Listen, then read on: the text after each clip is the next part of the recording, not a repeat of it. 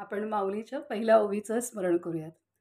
ओम नमो जी आत्या वेद प्रतिपाद्या जय जय स्वसंवेद्या आत्मरूपा. सर्वांना नमस्कार.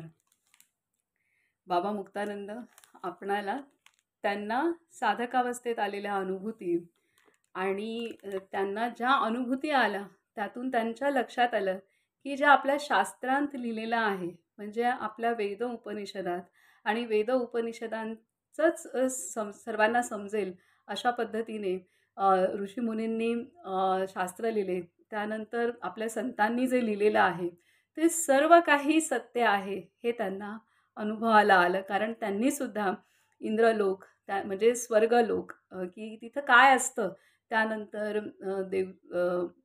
हे नरकलोक, त्यानंतर यमदूत, यमदेवता, नागलोक, ह्या सर्वांची अनुभूती त्यांनी घेतली आणि प्रत्यक्ष अनुभूती घेतली. तिथलं वर्णन आपल्याला दिलं. आता आपण काल पाहिलं की तिथे इंद्रलोक जो सांगितलाय, इंद्र पण कसा झाला इंद्र, तर त्याने मानव रूपात मध्ये असताना जी काही सत्कर्म केली होती त्याचंच परिणिती म्हणून तो स्वर्गलोकामध्ये इंद्र देव झाला, देवतांचा राजा झाला तिथं. आणि माऊलींनी पण सांगितलेलं आहे की हे झाड आहे, या झाडा जे हे सृष्टीचं झाड आहे, त्या झाडामध्ये 84 लाख जीवयोनी आहेत आणि त्या 84 लाख जीवयोनीमध्ये मानवाकडे कर्माचा अधिकार आहे. अधिकार म्हणजे स्वातंत्र्य आहे. बाकी पशुपक्षी मानवा व्यतिरिक्त जे 84 लाख जीवयोनी आहेत मानवाला सोडून, त्या प्रत्येक जीवयोनीला कर्माचं स्वातंत्र्य नाहीये. आणि आपल्याला त्यांना जे ठरवून दिलंय तसं तसं त्यांची बुद्धी मन कर्म करत असते लिमिटेड ह्याच्यात. पण मानवालाच ते स्वातंत्र्य दिलेलं आहे आणि त्यामुळे मानवच हाच मानव जेव्हा सतयुगामध्ये म्हणजे स्वर्गलोक जो आहे त्याच्यामध्ये जेव्हा सत्वाचं वारं वाहतं तेव्हा हाच मानव जो आहे तो सत्वगुणी असतो, देवता असतो. आणि नंतर रजाचं वादळ येतं, त्यानंतर तमाचं वादळ जे आता आलेलं आहे, जे आता तमाचं वादळ खूप जोरदार सुसाट्याने आहे, ते आता वादळ संपण्याच्या अवस्थेत पण आहे. जे कलियुगाचं आता वादळ खूप खूप उसळेल, अजून खूप उसळेल आणि ते शांत होण्यासाठी उसळेल, म्हणजे समाप्तीसाठी उसळेल. आणि त्यानंतर मग एक सतयुगाची सुरुवात आणि ह्या सगळ्या गोष्टी आहेत. तर हे माऊलींनी पण सांगितलं. त्याच्यामुळे हाच मानव देव होतो, हाच मानव दानव होतो. ह्या दोन्ही गोष्टी आहेत. हे आपल्याला ज्ञानेश्वरीमध्ये पण आपण तो अभ्यास केलेला आहे. आता इथे आत्तापर्यंत जे आपण अभ्यासलं तर त्यामध्ये बाबा मुक्तानंदांनी सांगितलं की हा सर्व अनुभूती घेत असताना त्यांच्या शरीरामध्ये जी स्पंदनं निर्माण होत होती, कुंडलिनी शक्ती प्राणाच्या सहाय्याने जी शरीरात वाहत होती, तर त्यावेळी पेशींच्या संवेदना किंवा कुठे काही वेदना, ह्या सर्व काही गोष्टी होतात. एका बाजूने ते सर्व चालू होतं त्यांच्या 72,000 नाड्यांमध्ये आणि दुसऱ्या बाजूला त्यांना ह्या अनुभूती दिसत होत्या. हे सर्व काही दिसत होतं आणि ज्ञान होत होतं. हे सर्व चालू होतं आणि हे सर्व होण्यासाठी त्यांनी सांगितलं की काही पथ्य आपल्याला आवश्यक आहेत, की काही शुद्ध आचरण आपलं नेहमी असणं आवश्यक आहे. साधकांनी चांगला संग ठेवणं, आपलं वागणं, बोलणं, चालणं, वागणं, हे सर्व त्याने आचरण नीट करणं आवश्यक आहे. असं नाही केलं तर मग त्या अनुभूती कमी पण होतात. त्यांना ते अनुभवलं की जेव्हा 4 जणांमध्ये ते बसतात, उठतात, तर त्यावेळेला त्यांच्या ध्यानाची वेळ थोडी टळून गेली, तर नंतर त्यांना त्या अनुभूती यायला वेळ लागत असे किंवा त्यांना होत नसे. त्यानंतर त्यांनी मग अखंड ध्यान करण्यास सुरुवात केली आणि त्यांना तोच ध्यास पूर्णतः लागलेला होता. तर अशा पद्धतीने काही सूचना.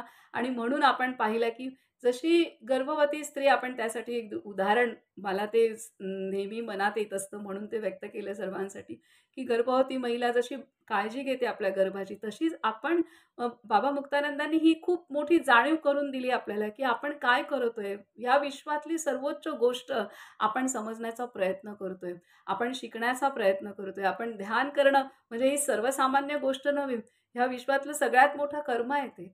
तर ते करण्याचा आपण प्रयत्न करतोय. तर ते बाबा मुक्तानंद सांगतात, आपण काय करतोय, कोणत्या मार्गावर चाललोय.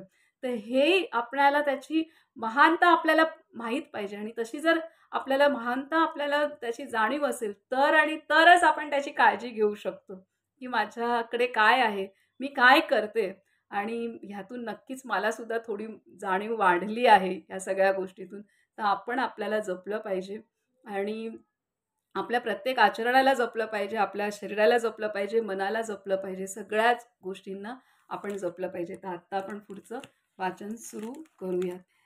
फार सुंदर आहे पुढचं पण खूप सुंदर आहे. फारच सुंदर आहे पुढचं वाचन सर्व. आता पुढे ते देत आहेत की सर्वज्ञ लोक. सर्वज्ञ लोक हा टॉपिक आहे पुढचा. बाबा मुक्तानंद म्हणतात, आता मला ध्यानात रक्त श्वेत कृष्ण आणि नील ज्योतींहून निराळी अशी एक ज्योत दिसू लागली. आता मला ध्यानात रक्त श्वेत कृष्ण आणि नील ज्योतींहून निराळी अशी एक ज्योत दिसू लागली. ती नजरेस पडताच तिच्यात अनेक लोक दिसत असत. त्या ज्योतीचा रंग फिका केशरी होता. त्याच्या आत निळ्या रंगाचे अनेक स्फुल्लिंग दिसत असत. त्या केशरी ज्योतीत सुवर्णकांतीसारखा एक मंद प्रकाशही दिसत असे. त्याची शोभा फारच मधुर आणि मनमोहक वाटत असे. माझ्या ध्यानाच्या पूर्वानुभवात ज्या चतुरंगी ज्योती दिसत असत त्यांच्यातूनच ही ज्योत भासमान होत असे. ज्यावेळी ही नवी ज्योत दिसू लागे त्यावेळी माझे अंतःकरण तिला अधिक सावधपणे न्याहाळत बसे. कारण या नव्या ज्योतीत मला अनेक दृष्टांत होत आणि दूरच्या गोष्टी दिसत. ज्याप्रमाणे ध्यान करता करता मी तंद्रालोकात जात असे त्याचप्रमाणे या ज्योतिर्मय स्थानातही जात असे. यापुढे मी या स्थानाचा उल्लेख सर्वज्ञ लोक असा करणार आहे. इथे आता आपण पाहिलं की बाबा मुक्तानंदांना माऊलींनी ज्याप्रमाणे सांगितलं की आपलं व्यक्तिमत्व संपूर्ण हे कमळाप्रमाणे आहेत आणि त्या कमळाला 4 पाकळ्या आहेत आणि त्या प्रत्येक पाकळीचा बाबा मुक्तानंदांनी अनुभव घेतला. म्हणजे स्थूल देहाची लाल रंगाची पाकळी, मी तो फोटो पण पाठवेन. एका चार्टचा फोटो आहे आणि ह्या पाकळ्या ह्या ज्योतीचा पण फोटो असलेला दाखवलाय. एक फोटो मी पाठवेन. तर त्यामध्ये बाबा मुक्तानंदांना आपलं स्थूल देह म्हणजे शरीर, सूक्ष्म देह, कारण देह आणि महाकारण देह त्यानुसार त्यांना रक्तवर्णाची ज्योत त्याच्यामध्ये त्याच्या आतमध्ये श्वेतवर्ण पांढऱ्या रंगाची ज्योत, त्याच्या आतमध्ये काळ्या रंगाची ज्योत आणि त्याच्या आतमध्ये रंगाची ज्योत आणि तिथं आत्मसाक्षात्कार आत्मज्योत त्यांना ती दिसली. आणि आत्मज्योत दिसल्यानंतर मात्र त्यांचं साधन अजून म्हणजे आत्मज्योत दिसल्यानंतर त्यांना नंतर स्वरूप दर्शन पण झालं. स्वतःची प्रतिमा त्यांना दिसणं, स्वतःची प्रतिमा सोबत चालणं आणि मग बाबा भगवान नित्यानंदांनी त्यांना गणेशपुरीत बोलावलं. कारण त्यांची साधना आता पूर्ण झालेली होती आणि ते गणेशपुरीत येऊन राहू लागले. त्यांच्यासाठी ज्या खोल्या तयार केल्या होत्या. गणेशपुरीला 2 स्थान आहेत जिथे भगवान नित्यानंद राहायचे तिथे आणि त्यांच्यापासूनच एक 15 मिनिटाच्या अंतरावरती बाबा मुक्तानंदांसाठीचं स्थान तयार झालेलं आहे. तर हे 2 स्थान आहेत. त्याला गुरुदेव सिद्धपीठ आता म्हणतात. खूप सुंदर स्थान आहे ते. आत्ताही मला डोळ्यासमोर येते. आत्ताही तिथं बसल्यानंतर आपलं 5 मिनिटात तिथल्या नीरव शांततेमध्ये आपल्याला कळत नाही आपण कुठे आहोत. या पद्धतीने ध्यान लागतं. गुरुदेव सिद्धपीठमध्ये बाबा मुक्तानंदांच्या त्या स्थानी आणि भगवान नित्यानंदांच्या ठिकाणी सुद्धा. तर खूप सुंदर आहे. खूपच सुंदर आहे ते. तर ते आहे आणि आत्ता ते सांगतायत की आता ह्या ज्योती दिसल्यानंतर त्यांना आता ह्या ज्योतींमधनंच एक ज्योत दिसते की तिचा रंग केशरी आहे आणि त्याच्यामध्ये अनेक निळ्या रंगाच्या ज्योती दिसतायत. इथपर्यंत आत्ता त्यांनी या परिच्छेदात सांगितलं. पुढे ते म्हणतात, ज्या ऋषींना हे स्थान प्राप्त होते ते सर्वज्ञ होतात. ज्या ऋषींना हे स्थान प्राप्त होते ते सर्वज्ञ होतात. म्हणजे ज्यांना हा साक्षात्कार होतो, केशरी रंगाची ज्योत दिसून त्याच्यात अनेक निळ्या रंगाच्या ज्योती हे दिसतं, त्याला सर्वज्ञ लोक म्हणजे सर्व जाणणं ही गोष्ट आहे. तर ते होतं. आपल्या भारतवर्षातील पुरातन ऋषीमुनींनी ध्यानयोगद्वारा हे स्थान प्राप्त करून घेतले होते. त्या ऋषींना इच्छा झाल्यास जागृतीतही या स्थानाचा अनुभव येत असे. ध्यानयोगात त्या पारमेश्वरी अनुग्राहिका पराशक्तीच्या कृपेमुळेच कधी कधी ही गती प्राप्त होते. सर्वज्ञ लोकात जेव्हा चित्त स्थिर होत असे तेव्हा मला दूर दूरचे अनेक लोक दृष्टीस पडत. मला जे दिसत असे ते पूर्ण सत्य असे. कधी एखाद्या गिरणीला आग लागून झालेले प्रचंड नुकसान किंवा एखाद्या नदीला आलेला पूर किंवा एखाद्या नदीला आलेला पूर अशा प्रकारचे बाह्य जगात घडणारे उत्पातही दृष्टीस पडत आणि तसे खरोखरीच प्रत्यक्ष घडलेले असे. हे मी माझ्या इच्छेने पाहत नसे, केवळ चिती भगवतीच्या कृपेने ध्यानाची गती सर्वज्ञ लोकांपर्यंत पोहोचल्यामुळेच हे सर्व दृष्टीस पडत असे. अशा प्रकारची अनेक चमत्कृती पूर्ण दृश्ये ध्यानात दिसत असत. काही इथे देतात की ह्या सर्वज्ञ लोक त्यांना एका जागी बसून मग बऱ्याच दृश्य दिसायचे, बरेच दृष्टांत, आणि ते नंतर किंवा त्यावेळेला सत्य पण असं होत होते किंवा कुठे काही घडत असेल ते सुद्धा इथं त्यांना दिसत होतं. हे सर्वज्ञता म्हणजे सर्व माहीत पडणं ही गोष्ट त्यांना होती. हे सिद्धी प्राप्त झाली. आता पुढे ते सांगतात की काही योग्यांना इथूनच सिद्धी प्राप्त होतात. म्हणजे ही जेव्हा अवस्था होते सर्वज्ञता तेव्हा त्यांना सिद्धी प्राप्त होतात. मग समोर आलेल्या साधकाचं सर्व दिसू लागतं. त्याच्या त्याच्या म्हणजे त्याचं कर्म, त्याच्या अनेक जन्मांची कहाणी दिसते, त्याच्या मनात काय चाललंय हे दिसतं. हे सर्व दिसतं. सर्वज्ञता त्यांना प्राप्त होते आणि आपले जे संत आहेत त्यांना ती होती. आपले संत आज जे सूक्ष्म देहामध्ये आहेत, जे समाधी रूपामध्ये आहेत, तेही या पद्धतीने कार्य करतायत. म्हणूनच आज आपण पण सगळे एकत्र जोडलोय. तेच करून घेत आहेत म्हणून आपण एकत्रित आहोत. तर ह्या पद्धतीने हे सर्वज्ञता ही अवस्था आहे. तर इथे सांगतायत की काही योग्यांना इथूनच सिद्धी प्राप्त होतात. म्हणजे जेव्हा सर्वज्ञ लोकांमध्ये प्रवेश होतो, ती ज्योती दिसते, त्याचा साक्षात्कार होतो, केशरी रंग आणि त्यात अनंत दृष्टांत दिसतात, तर तेव्हा ती सर्वज्ञता त्यांना प्राप्त होते. आणि ही सर्वज्ञता प्राप्त झाली तर त्यांना अनेक सिद्धी प्राप्त होतात. आता पुढे सांगतायत की काही योग्यांना इथूनच सिद्धी प्राप्त होतात. साधारण सिद्धी ध्यानात लवकर प्राप्त होतात, परंतु उच्च साधकाला पूर्णतेचीच अभिलाषा असते. तो खराच गुरुपुत्र असतो. त्याला अशा सिद्धीची किंमतही नसते आणि आपल्याला प्राप्त झालेल्या सिद्धीचे तो इतरांकडे प्रदर्शनही करत नाही. ध्यानयोग विद्यार्थी आणि विद्यार्थिनींनो, महान गुरुभक्तीमुळे तुमच्या अंतर्यामी क्रियाशील होऊन राहणारी गुरुकृपा शक्ती सन्मानपूर्वक सांभाळून ठेवा. आपले महत्व, आपले गांभीर्य, आपली निष्ठा आणि पुण्यमय शरीर यांच्याकडे नीट लक्ष ठेवा. इथे सावधान करतायत पुन्हा की काही सिद्धी प्राप्त होतात ह्या अवस्थेत आणि अगदी तर ते सांगतायत, परंतु जो खरा गुरुपुत्र असतो तो या सिद्धींच्या मागे जात नाहीत. ह्या सिद्धी प्राप्त झाल्यात हे दाखवत सुद्धा नाही, त्याचा उल्लेखही करत नाही किंवा त्याचं प्रदर्शन करत नाही, त्याचा वापर तो सरसकट करत नाही. काही वेळेला करेल तो की आपल्याला कळणार पण नाही की त्याने त्याचा वापर केलेला आहे, ते कळेलही, परंतु तो ह्या खरा गुरुपुत्र ह्या सिद्धींना प्रदर्शित करून त्याच्यापासून तो लोकांना प्रभावित करत नाही, हे त्यांनी सांगितलं. आणि इथे सांगतायत की महान गुरुभक्तीमुळे तुमच्या अंतर्यामी क्रियाशील होऊन राहणारी गुरुकृपा शक्ती सन्मानपूर्वक सांभाळून ठेवा. आपले महत्व, आपले गांभीर्य, आपली निष्ठा आणि पुण्यमय शरीर यांच्याकडे नीट लक्ष ठेवा, हे सांगतायत. तर पुढे ते सांगतायत की आता रोज निलेश्वरीचे ध्यान होऊन अनेक दृष्टांत होत निलेश्वरीच्या ध्यानात आनंद होऊ लागताच माझ्या कर्णरंध्रात दिव्य संगीत ऐकू लागले. हा ध्वनी प्रथम डाव्या कानात ऐकू येण्यास सुरुवात झाली. डाव्या कानात नादाचा उदय झाला तर थोड्याच दिवसांत मनुष्य मरण पावतो असे कुठल्याशा ग्रंथात लिहिले आहे. पुष्कळ मित्र मला तशी भीती दाखवू लागले, परंतु मृत्यू निश्चित समयी अदृष्टात लिहिल्याप्रमाणेच होणार एवढे सांगून मी माझ्या ध्यानाची मात्रा वाढवीत राहिलो. नीलेश्वरीचे प्रेमपूर्वक ध्यान करीत राहिलो. डाव्या कानात संगीताच्या नादाबरोबर आणखी एक सूक्ष्म ध्वनी ऐकू येऊ लागला. आता ध्यानही पहिल्यापेक्षा अधिक सूक्ष्म होऊ लागले. कारण एक तर ज्योतींचेही दर्शन होत होते आणि संगीतही ऐकू येत होते.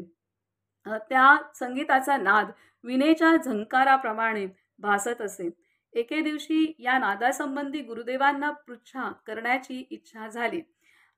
मी नेहमी एका ठराविक वेळी गुरुदेवांच्या दर्शनाला जात असे. त्या दिवशी इतर वेळी गेलो. समोर उभा राहिलो. ते सर्वज्ञ महामुनी मस्तक हलवून क्या असे विचारणार हे मला ठाऊक होते. तसेच झाले. गुरुदेवांनी हू म्हणून मान हलवली. मी विचारले, बाबा, डाव्या कानात नाद ऐकू येऊ लागला की माणसाचा मृत्यू होतो असे लोक म्हणतात. ते खरे का? त्यांना आता सुरुवातीला त्यांना सुगंधाचं पण दर्शन झालं ह्या सर्व ज्योतींबरोबरच. आता त्यांना नाद ऐकू येऊ लागले. जेव्हा सर्वज्ञ लोकाचा अनुभव झाला, आता त्यांच्या ह्याच्यात अनाहत नाद सुरू झाले आणि वीणा जशी वाजते विणेच्या झंकाराप्रमाणे त्यांना नाद ऐकू येऊ लागले आणि ते डाव्या कानात येऊ लागले. तर डाव्या कानात नाद ऐकायला आले की मृत्यू आहे असं होतं ग्रंथात कुठल्या लिहिलं असेल तर तो प्रश्न त्यांनी विचारला. उत्तर एवढं सुंदर दिलंय भगवान नित्यानंदांनी, ते आपण एकदम शांतीत समजण्याचा प्रयत्न करूयात. बाबा मुक्तानंद विचारतात, बाबा, डाव्या कानात नाद ऐकू येऊ लागला की माणसाचा मृत्यू होतो असे लोक म्हणतात. ते खरे का? बाबा म्हणाले, डावा काय आणि उजवा काय दोन्ही रामाचेच रे. डावा काय आणि उजवा काय दोन्ही रामाचेच रे. हा, दोन्ही कान रामाचेच आहेत. नाद कानात नसतो रे, तो कर्णमुलात अंतर आकाशात असतो. नाद कर्णमुलात असतो, कानात नसतो आणि कर्णमुलात नाद आहे आणि अंतर आकाशात असतो. नाद उजव्याही कानाचा नाही आणि डाव्या कानाचाही नाही ही गोष्ट मात्र सत्य आहे. तो मागेही नाही आणि किंवा पुढेही नाही. ते अंतर आकाशात गुंजन करणारे एक दिव्य रसमय गिर्वाण संगीत आहे. तो चिदाकाशाचा शब्द आहे. अमंगल मृत्यूदर्शक लक्षण नव्हे, ते अमंगल मृत्यूदर्शक लक्षण नव्हे. हा नाद परमात्मा पद प्राप्त करून देणारा आहे. पश्यंती वाचा हे त्याचे स्वरूप आहे आणि चितिस्फूर्तीचा तो मंत्र आहे. या नादाच्या सहाय्यानेच योगी आणि ज्ञानी लोक आपले मूलस्थान शोधून काढतात. ज्ञानेश्वर महाराज म्हणतात, नादाचीचे पैलतिरी तुरियाचिये माझे घर. म्हणजे नादाच्या पैलतिरी माझे तुरियारूपी घर आहे. असा परममंगलकारी नाद मृत्यूचा सूचक नसून अमरपद सूचक आहे. खूप मोठं तत्व त्यांनी सांगतायत की कानात नाद नाहीये. हा जो नाद आहे तो कानात नाहीये, हा चिदाकाशात असलेला नाद आहे, तो तुला ऐकायला येतोय. तर आणि इथे किती सुंदर सांगतायत, पुन्हा वाचूया. म्हणजे पुन्हा आपण जेव्हा ऐकू तेव्हा आपल्याला त्याची खोली कळेल. बाबा म्हणाले, डावा काय आणि उजवा काय दोन्ही रामाचेच रे. इथे भेददृष्टी काढून टाकली त्यांनी. डावा काय उजवा काय रामाचेच रे. हा, दोन्ही कान रामाचेच आहेत. नाद कानात नसतो रे, तो कर्णमुलात अंतर आकाशात असतो. कानाच्या मुळाशी जे आकाश तत्व आहे, जे बाहेर आहे, तसंच कानाच्या मुळाशी आकाश आहे, म्हणजे पोकळी आहे, तिथं तो नाद आहे. नाद उजव्याही कानाचा नाही आणि डाव्या कानाचाही नाही ही गोष्ट मात्र सत्य आहे. तो मागेही नाही किंवा पुढेही नाही. तो अंतर आकाशात गुंजन करणारे एक दिव्य रसमय गिर्वाण संगीत आहे. आता गिर्वाण या शब्दाचा पण अर्थ पाहायला पाहिजे आपल्याला. काल संस्कृत भाषेच्या संदर्भात पण इंद्र म्हणाले की रथात बसा, तेव्हा त्यांनी गिर्वाण हा शब्द म्हटला आणि त्याच्यानंतर त्यांनी संस्कृत म्हटले. तर बघायला पाहिजे चेक करून काय आहे. ते काय म्हणतात, नाद अंतर आकाशात गुंजन करणारे एक दिव्य रसमय गिरवान संगीत आहे. तो चिदाकाशाचा शब्द आहे. चिदाकाशाचा शब्द आहे. जो आकाशात आहे बाहेरचा, तो चिदाकाशाचा शब्द आहे. हा नाद परमात्म पद प्राप्त करून देणारा आहे. हा नाद परमात्म पद प्राप्त करून देणारा आहे. पश्यंती वाचा हे त्याचे स्वरूप आहे आणि चितिस्फूर्तीचा तो मंत्र आहे. या नादाच्या सहाय्यानेच योगी आणि ज्ञानी लोक आपले मूलस्थान शोधून काढतात. या नादाच्या सहाय्यानेच योगी आणि ज्ञानी लोक आपले मूलस्थान शोधून काढतात. ज्ञानेश्वर महाराज म्हणतात, नादाची ये पैलतिरी तुरियाची ये माझे घर. म्हणजे नादाच्या पैलतिरी माझे तुरियारूपी घर आहे. असा परममंगलकारी नाद मृत्यूचा सूचक नसून अमरपद सूचक आहे. आपणाला बाबा मुक्तानंदांनी आधी सुद्धा जे सांगितलंय की कंठस्थानी जे आहे, कंठस्थानी हे शांती निद्रेचं स्थान आहे, विश्रांतीचं स्थान आहे. निद्रा म्हणजे विश्रांती, शांतीचं स्थान आहे. त्यावेळेला आपण बघितलं परा, पश्यंती, मध्यमा आणि वैखरी. तर इथे पुन्हा पश्यंती वाणीचा हे घेतलाय. जेव्हा नाद ऐकू येतात तेव्हा त्या साधकामध्ये पश्यंती वाणी तो साधक पोचलेला असतो. एरवी आपण वैखरी वाणी म्हणजे बोलतो त्या वाणीत असतो आणि मध्यमा म्हणजे मनातल्या मनात बोलणं. आणि ही गोष्ट आहे की जी व्यक्त होत नाही पण आतमध्ये चालू असते 24.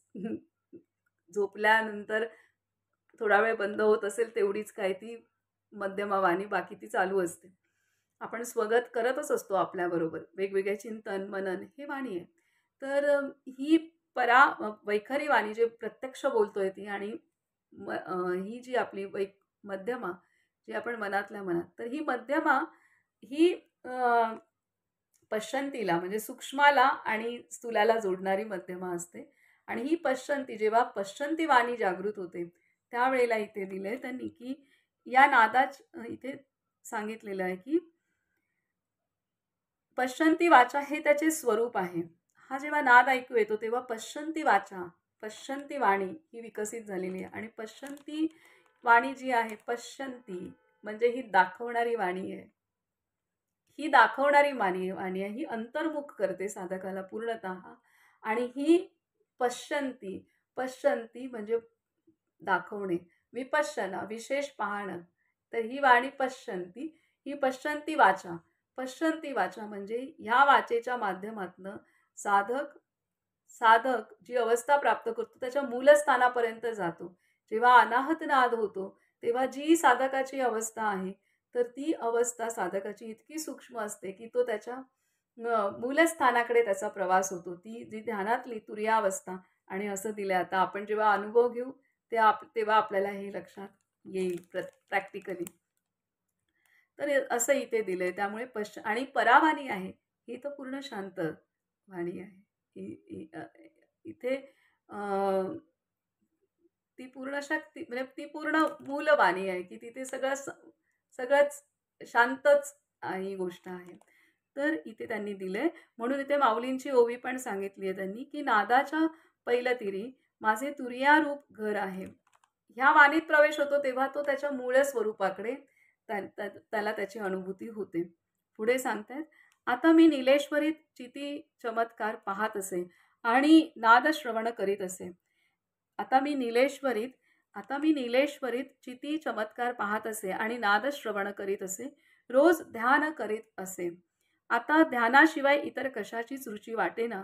एकदा ध्यान करता करता दोन्ही डोळ्यांची दृष्टी ऊर्ध्व झाली आणि लगेच उरफाटी होऊन आत स्थिर झाली.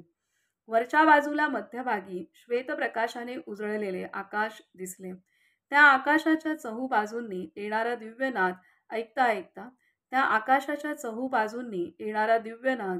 ऐकता ऐकता ध्यान तिथे स्थिर होऊन गेले.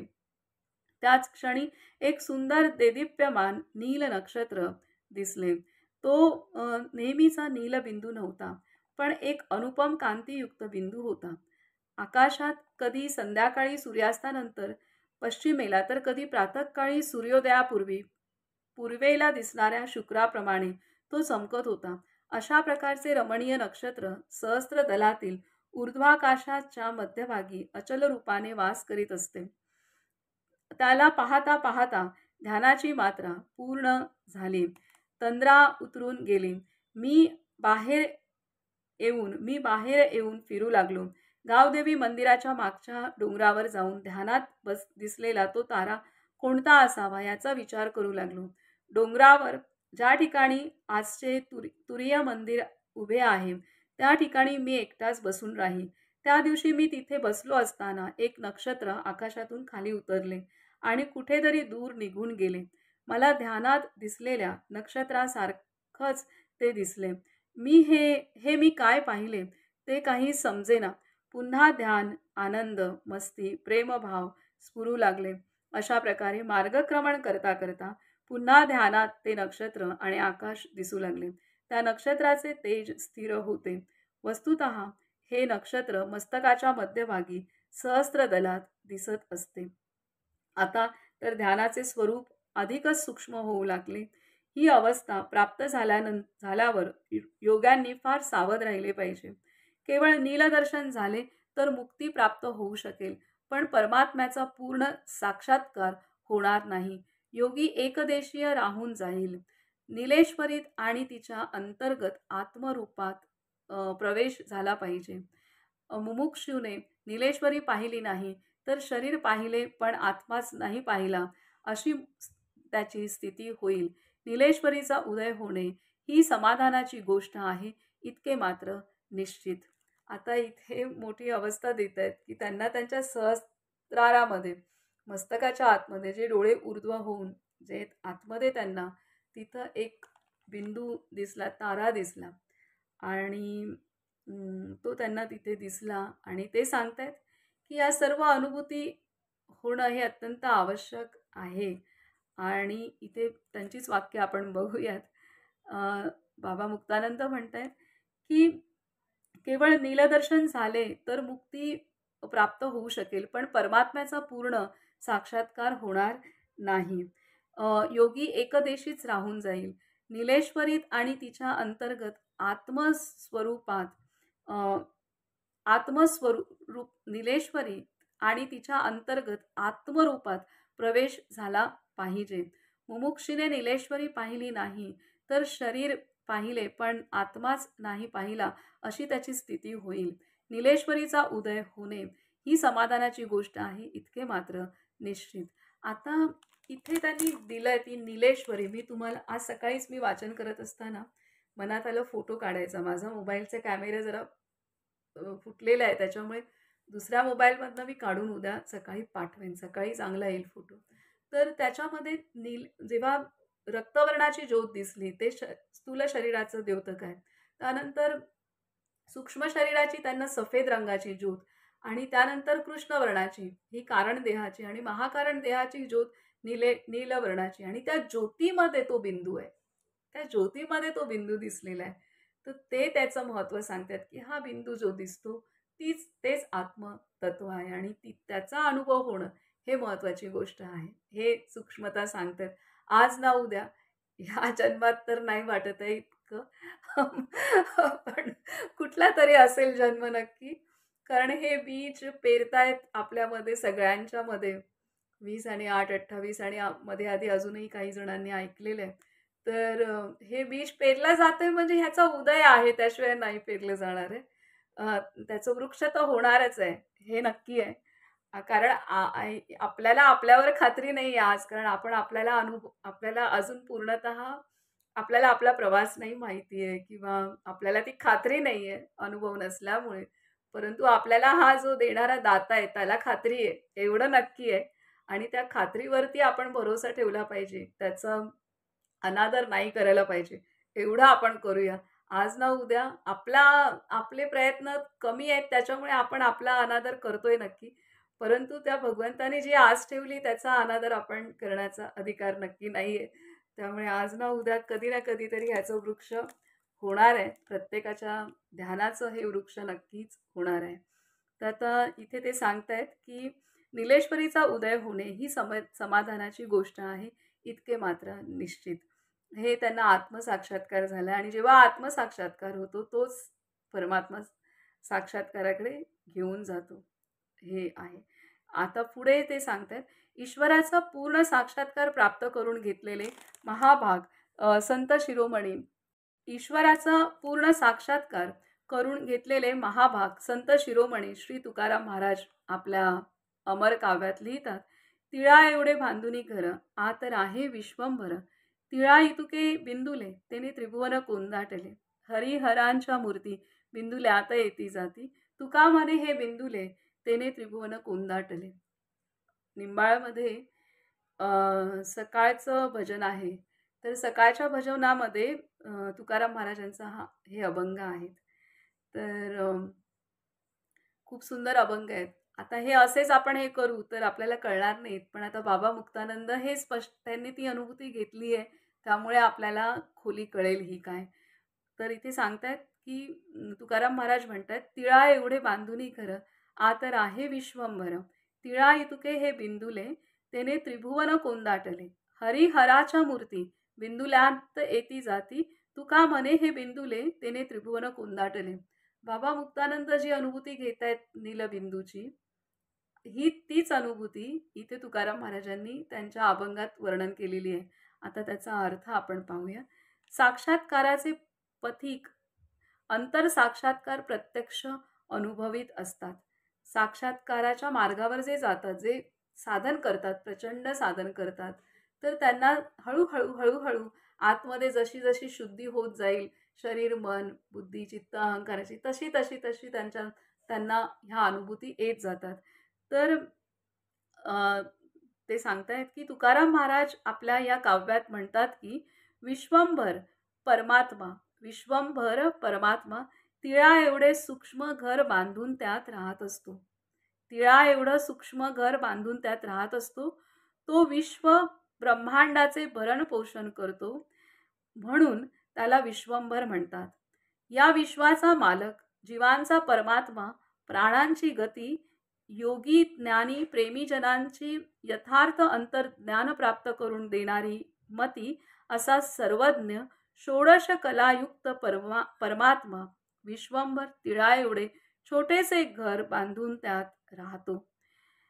ज्याप्रमाणे अनंत शाखा पल्लव रूपाने पसरणाऱ्या मोठमोठ्या वृक्षांचा विकास एका लहानशा बीजातून होत असतो, ज्याप्रमाणे अनंत शाखा पल्लव रूपाने पसरणाऱ्या मोठमोठ्या वृक्षांचा विकास एका लहानशा बीजातून होत असतो, म्हणजेच ज्याप्रमाणे छोटेसे सूक्ष्म बीजच प्रचंड वृक्षाच्या रूपाने विकसित होते, त्याचप्रमाणे अनंत आकारांत अनंत रूपांनी व्यक्त होऊनही तो विश्वंभर तिळा एवढ्या छोटाशा घरातच राहत असतो. दुसऱ्या शब्दात असे म्हणता येईल की व्यापक वृक्ष रूपात मूलभूत सूक्ष्म बीजच असते. एवढा मोठा विशाल वृक्ष एका लहानशा बीजात सामावलेला असतो, परंतु बीज रूपात बीजाची स्वतंत्र स्थिती असते. त्याच न्यायाने विश्वंभर परमात्मा संपूर्ण विश्वरूप व सर्वव्यापी असूनही बिंदूपेक्षाही छोट्या घरात राहत असतो.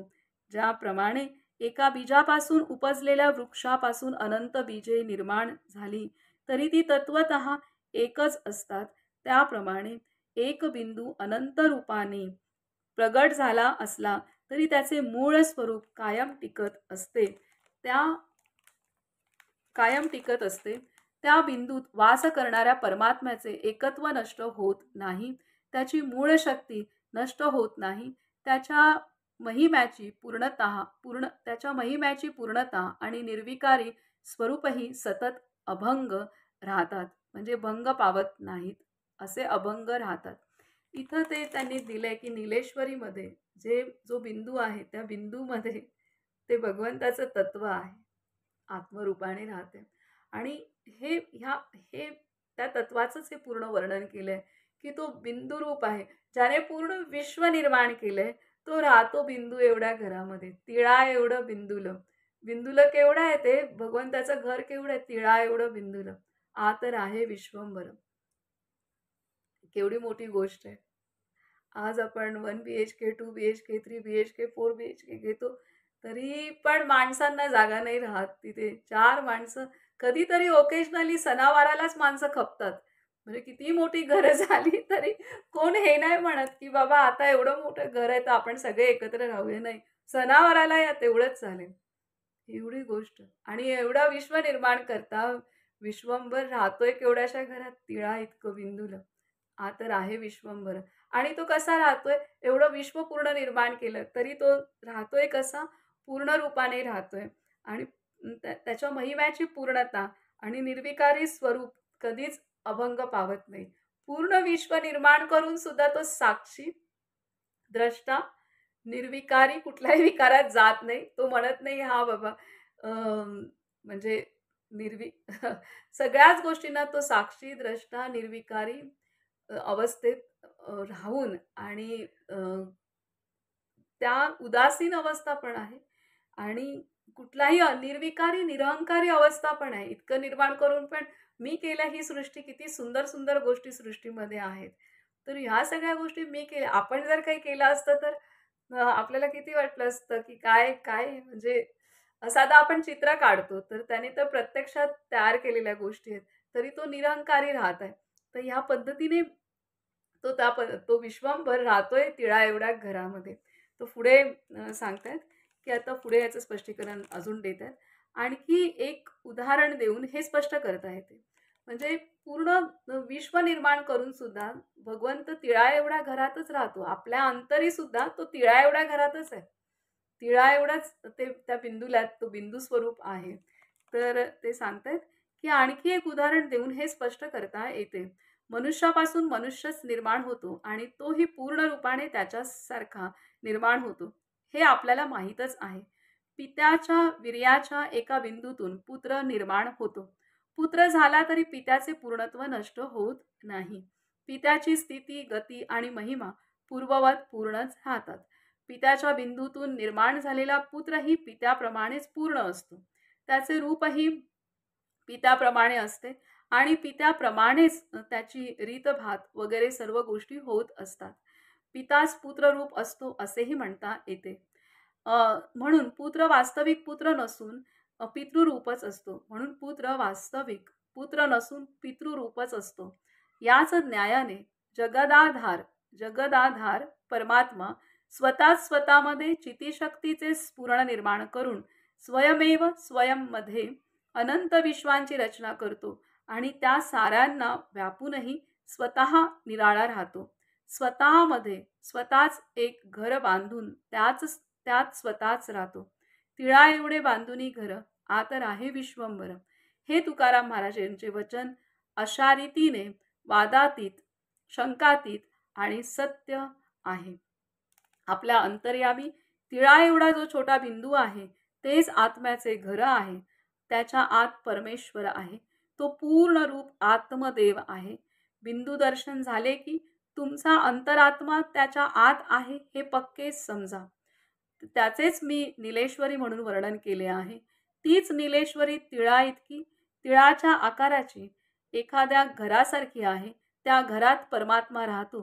तुकाराम महाराज म्हणतात, तिळा इतुके बिंदुले, तेने त्रिभुवन कोंदाटले. वस्तुतः त्या बिंदुल्यात त्रिभुवन सामावलेले आहे. विचार करा, स्वर्ग, मृत्यू, पाताळ किंवा भूर्भुव स्वः ही त्रिभुवने त्यात सामावलेली आहेत. तर अशा पद्धतीने इथे त्यांनी दिलेलं आहे पूर्णतः, की आपलं आत्मतत्व हे तिळा एवढ्या घरात राहतंय आणि त्यात तो आत्मदेव, तो भगवंत तिथं आहे. आत्मा म्हणजेच भगवंताचा पूर्ण अंश आपला आत्मतत्व आहे. म्हणून इथे सुरुवात पण या ग्रंथाची झाली ओम पूर्णमद, तो जो हे आहे सर्व काही पूर्णातून पूर्ण रूपाने पूर्णाची निर्मिती होते आणि ज्यातनं निर्मिती झाली ते पण पूर्ण अवस्थेतच शिल्लक राहतं. ह्या पद्धतीने म्हणजे त्याच्यासाठी उदाहरण दिले की आईवडिलांपासून जे पित्यापासून जो मुलगा निर्माण होतोय तो निर्माण झाल्यानंतर तो पिता त्याची महती, त्याची गुणवत्ता, त्याचे सर्व काही पूर्ववतच असतं आणि त्या मुलामध्ये पण तो पूर्ण रूपाने असतो आणि त्या मुलात ती क्षमता असते की तो सुद्धा ती निर्मिती करेल पुढे जाऊन. तर ह्या पद्धतीने तो निर्माण झालेला पुत्र जरी पुत्र दिसत असेल तरी तो पितृवत असतो आणि ह्या पद्धतीने कारण पुढे त्याच्यातनं निर्मिती होणार आहे. तर त्याच पद्धतीने ह्या तिळा इतक्या घरामध्ये हा बिंदू स्वरूप भगवंत राहत असून त्याने हे पूर्ण विश्व व्यापलं आहे. पूर्ण विश्वाची निर्मिती त्याने केलेली आहे. पुढे सांगतात की जीवात्म्याची एकात एक अशी 4 शरीरे आहेत. जीवात्म्याची एकात एक अशी 4 शरीरे आहेत. त्यांचे मी रक्त, श्वेत, कृष्ण आणि नील असे वर्णन केले आहे. रक्त नामक तुमचे स्थूल शरीर, श्वेत नामक सूक्ष्म शरीर, कृष्ण नामक कारण शरीर आणि नील नामक महाकारण शरीर अशी ही 4 शरीरे आहेत.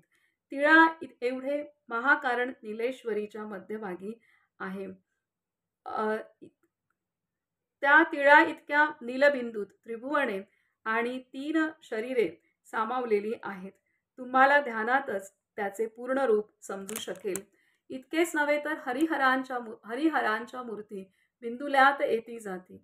हरिहर आणि ब्रह्म या हरिहर आणि ब्रह्म या त्रिमूर्ती त्या बिंदुल्यातूनच प्रगट होतात, त्यातच अंतर्धान पावतात. हा बिंदू म्हणजे या तिन्ही मूर्तींचे निवासस्थान आहे. सिद्ध मार्गाच्या विद्यार्थ्यांनो, तुम्ही ध्यानामध्ये तुमच्या अंतर्यामी जो बिंदू पाहिलात तो किती महान, किती पूर्ण स्वरूपी आहे आणि उच्च आहे याचा आता तुम्हीच विचार करू शकता. तुझ्या अंतर्यामी असलेल्या छोट्याशा निलेश्वरीत त्रिभुवनांचा धारणहार परमेश्वर वास करीत असतो. म्हणून हे मानवा, अखंड सत्संग करून मोठ्या सन्मानाने त्या परमेश्वराला तुझ्या अंतर्यामी पहा. जर तू या अंतरस्वरूपाचा शोध घेतला नाहीस तर पाहिलेस तरी काय? पॅरिस, लंडन, न्यूयॉर्क आणि इतरही देश विदेश पाहिलेस तरी सुद्धा मृत्यूलोकीचा एक छोटासा कोपरा बघितलास एवढेच होईल. तुझ्या अंतर्यामी तर त्रिभुवनांना व्यापून राहणारा परमात्मा साक्षात वास करीत आहे. या गोष्टी केवळ श्रवण करण्याच्या किंवा विचार करीत बसण्याच्या नव्हेत, त्या अभ्यासाच्या बळावर साध्य करण्यायोग्य आणि साध्य होणाऱ्या आहेत. ही नीलेश्वरी महान पवित्र तीर्थरूप आहे. ज्ञानेश्वर महाराज म्हणतात, डोळांची पहा, डोळा शून्याचा शेवट, नीलबिंदू नीट लखलखीत. अर्थात डोळ्यांचाही डोळा नीलबिंदू शून्याच्याही पैलतीरी आहे. त्याचे स्वरूप चमकदार म्हणजे कांतीपूर्ण, महान तेजयुक्त असे चमचम करणारे नीलेश्वरीचे रूप ध्यानात प्रत्यक्ष प्रगट होत असते. सिद्ध विद्यार्थी आणि विद्यार्थिनींनो, तुम्ही याचे दर्शन घेऊ शकता. मात्र इतके महान दर्शन होण्यासाठी तुमची वागणूकही किती श्रेष्ठ असली पाहिजे ते लक्षात घ्या. तुमच्यात तशी पात्रता असली पाहिजे. तुमची संगती, तुमची भाषा, तुमचे सारे विचार परमात्ममय असले पाहिजेत. ज्याला नीरदर्शन झाले तो किती महान पुण्यात्मा असेल बरे. कुलम पवित्रम जननी कृतार्थाम वसुंधरा पुण्यवती च तेन अपार संवित सुख सागरेस्मिन लीनम परे ब्रह्मणी यस्य चेतहा. तर इथे त्यांनी सांगितलेलं आहे पूर्णतः की हे जे नीलेश्वरीमध्ये जो त्याच्यामध्ये जो जो नीलबिंदू दिसला ते आत्मस्वरूप जे आहे आणि म्हणजे ते आत्मतत्व तिळा एवढं घर बांधून त्याच्यात तो आहे. आणि इथे ते सांगतात की त्यामध्ये आपले जे शरीर आहेत, आता जेव्हा आत्मतत्व आपलं ह्या शरीरातनं बाहेर पडणार तर ते आत्मतत्व ह्या आपल्या जे नीलेश्वरी आहे म्हणजे जे महाकारण शरीर आहे त्या सहित ह्या तिन्ही शरीरांना धारण करतं. म्हणजे आपण पुढच्या ह्याच्यात जो जन्म घेणार आहोत तर त्यावेळेला शरीराची जी ठेवण आहे, मनाची जी ठेवण आहे, ही सर्व काही ते घेऊन त्याच्यात सामावलेलं आहे. आणि त्यामुळे ते जे बिंदूला आहे भगवंताचं त्याच्यामध्ये जसं आपल्या आत्मतत्वामध्ये हे तिन्ही इथे त्यांनी सांगितलंय की ह्या नीलेश्वरीमध्ये हे स्थूल देह, सूक्ष्म देह, कारण देह आणि महाकारण देह हे सर्व काही धारण केलेलं आहे, धारण करणं आणि ते जे धारण केलं जातं, केलेलं आहे आणि ते म्हणून ते आत्मतत्व जेव्हा बाहेर पडेल, तेव्हा हा सगळा पॅकेज घेऊन, सगळं गाठोडं घेऊन ते बाहेर पडतं. आपण आज जो आपला आकार आहे, आपले जे केसांपासून पायाच्या नखांपर्यंत आपला जो आवाज आहे, हा आपल्याला कधी काय होणार, शारीरिक, मानसिक हे गाठोडं आपण घेऊनच आलेलो आहे पूर्णतः. थोडं या जन्मात पण पुरुषार्थ आहे आपल्या हातात. काही पर्सेंटेज पूर्ण नाही आपल्या हातात. कारण आपणच तयार केलेलं आहे अनेक जन्मांचं गाठोडं. आत्ता सुद्धा आपणच करणार आहे. त्यामुळे त्या आधीच्या गाठोड्यांवर पण आधी नाही, जे आपल्याला विसरलोय. तर त्याच्यामुळे हे सगळं गाठोडं ह्याच्यामध्ये आहे. तसंच जे भगवंत जो विश्वंभर आहे, ज्याने हे पूर्ण विश्व निर्माण केलंय, ते सुद्धा बिंदुरूप आहे. असं नाही की आपलं आत्मतत्व खूप एवढंच आहे आणि भगवंताचं फार मोठं आहे. ही गोष्ट नाहीये. तर त्या भगवत स्वरूपामध्ये सुद्धा त्या पूर्णतः तिन्ही लोक तयार करण्याची क्षमता आणि सर्व काही दृश्य रूपाने म्हणजे हे विश्व दिसणारं विश्व, हे या विश्वामध्ये जे विश्व मन आहे ते, वैश्विक बुद्धी आहे ती, विश्व मन, विश्व शरीर जे दिसतंय, हे सर्व त्या सूक्ष्म बिंदूत भगवंताच्या पण आहे. तर ही गोष्ट इथं आपणाला सांगितलंय. आणि इथे ज्ञानेश्वर महाराज म्हणतात, "मी तो लखलखीत असा नीलबिंदू दिसतो." आणि ज्याला असा दिसतो, जो असं साधन करतो आणि ज्याला असं पाहायचंय, त्याने स्वतःला सांभाळलं पाहिजे. हे सावधान आपल्याला बाबा मुक्तानंद करतायत. आणि त्याची महिमा आता सांगतायत, की